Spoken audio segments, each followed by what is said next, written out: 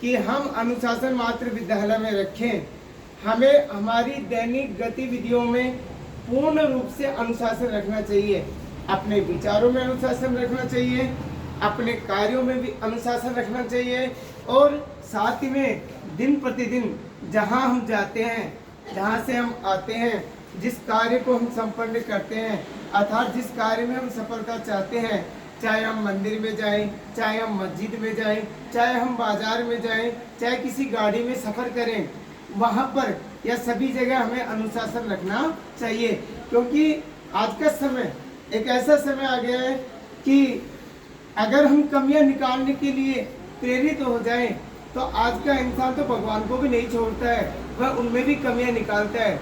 चाहे भगवान या इंसान किसी के साथ 100 कार्य कर दे और एक गलतियां कर दे, तो 100 किए हुए कार्य वह जीवन में कभी याद नहीं रखता है, अपितु उसके द्वारा की हुई एक गलती मात्र सोचने और विचारने से, बिना सोचे और समझे हम उस पर किसी न किसी रूप से या किसी न किसी प्रकार से आक्षेप लगा देते हैं। मेरा कहने का मतलब यह है, भगवान ने हमें जन्म दिया है, इस सृष्टि पे हम मानव रूप में जन्म लिया है, अर्थात यह हमारा सौभाग्य है कि हम जन्म लेकर के हम अपने जीवन में कौन से कार्य अच्छे करें, किस कार्य से हमें सफलता मिले। अर्थात हम सोचते रहते हैं हम ऐसा करेंगे तो ऐसा हो जाएगा, नहीं। हर समय, हर पल, हर क्षण, हर समय की कीमत होती है। हर सवेरा जब उदय होता है तो ये मान के चलो हमें जीवन में एक नई अनुभूति प्राप्त हो रही है।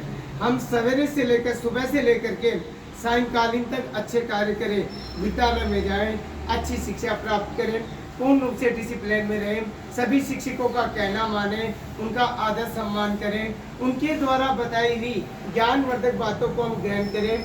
उसके उपरांत हम जब वापस घर लौटते हैं तो पूर्ण रूप से हम विद्यालय द्वारा बताई हुई जितनी भी बातें होती है हम पूर्ण रूप से उनका क्या करें, अनुसरण करें, अच्छी बातों को ग्रहण करें।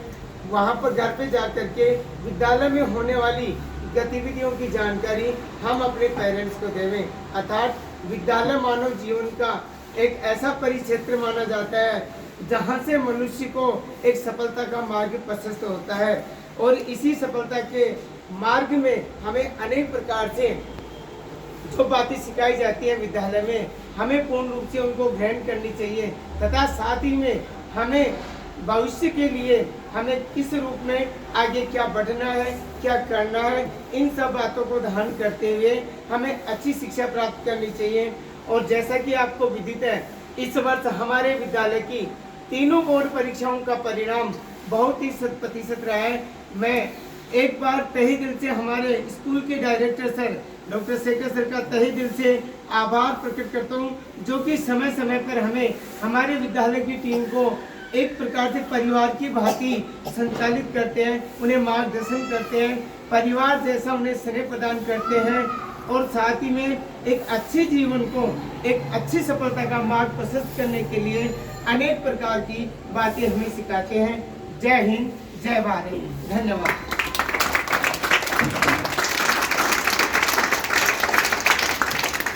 देखो सर ने इतना अच्छा मॉर्निंग मैसेज दिया है, सभी मैडम देते, सही में बहुत ज्यादा काबिले तारीफ है। सभी टीचर्स के लिए क्लैपिंग करिए एक बारी। जैसे अनुशासन में आप लोग सभी बैठे हैं, जो बातें सर ने बताई है डिसिप्लिन के बारे में, अनुशासन के बारे में, उसको जरूर से अपने जीवन में उतारिए।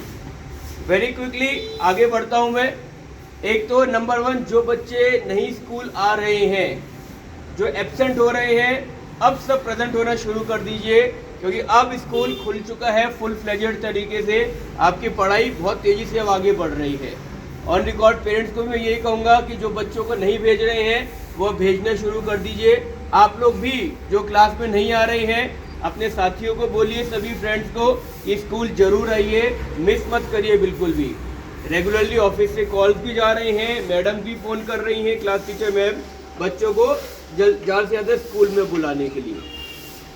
नंबर 2 पॉइंट, आज इम्पोर्टेंट डे है 13 अप्रैल। एक तो नंबर 1, आज बैसाखी का फेस्टिवल है, जो सिख समाज के लिए बहुत इम्पोर्टेंट फेस्टिवल होता है। फसल कटाई को लेकर और गुरुजी के अवतार को लेकर भी, उनके सिख गुरु के, ये दिन बहुत इम्पोर्टेंट माना जाता है। बहुत धूमधाम से मनाया जाता है ये उत्सव, बैसाखी का त्यौहार। सेकेंडली माय डियर स्टूडेंट, 13 अप्रैल जो आज है, आज के दिन जलियांवाला कांड भी हुआ था, जो मैसेकर ऑफ जलियांवाला बाग था, जिसमें सबको गोलियां मारी थी, तो वो दिन भी आज के दिन से एसोसिएटेड है। और थर्ड एक इम्पॉर्टेंट डे, आज के दिन आपके स्कूल का फाउंडेशन डे भी होता है, यानी कि आज के दिन आपके जो स्कूल के प्रथम फाउंडर सर थे, उनका आज बर्थडे होता है, जिनकी फोटो नीचे भी लगी हुई है, स्वर्गीय श्री कृष्ण गोपाल जी कपूर। और कोइंसिडेंस है कि इसके साथ साथ में जो दिव्यांग हैं, जो नीचे बैठती हैं सीटू दीदी, है ना, मेरी तो बुआ जी लगती हैं वो, तो उनका भी आज जन्मदिन है। तो ये इम्पोर्टेंट डे है, आज आपका फाउंडर डे है स्कूल का। आज आप सबको टॉफी भी डिस्ट्रीब्यूट करी जाएंगी उनके बर्थडे के उपलक्ष्य में सभी बच्चों को। तो ये है।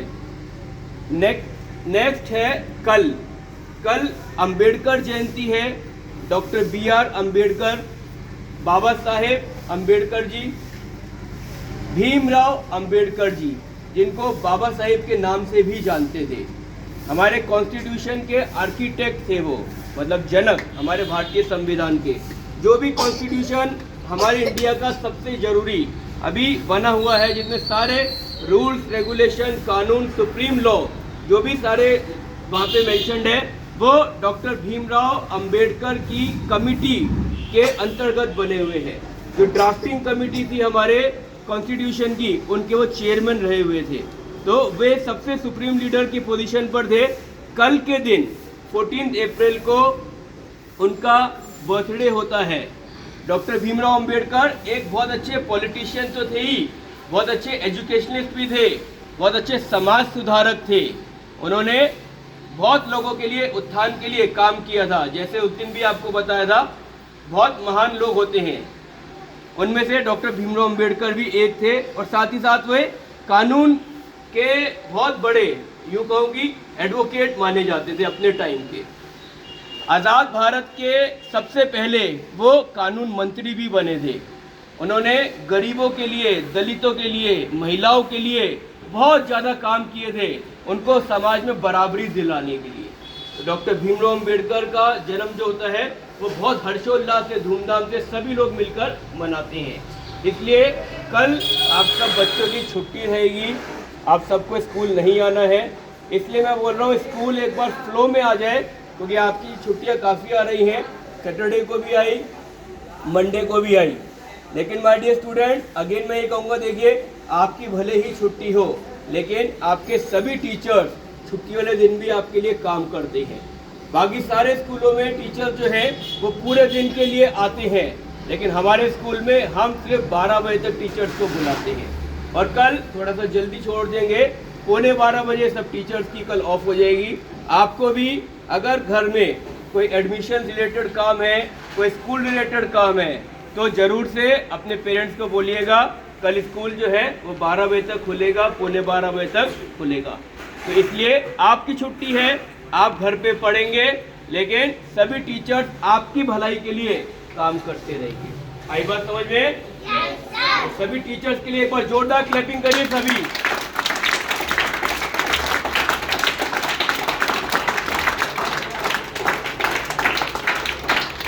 तो ये पहला पीरियड स्टार्ट हो गया है।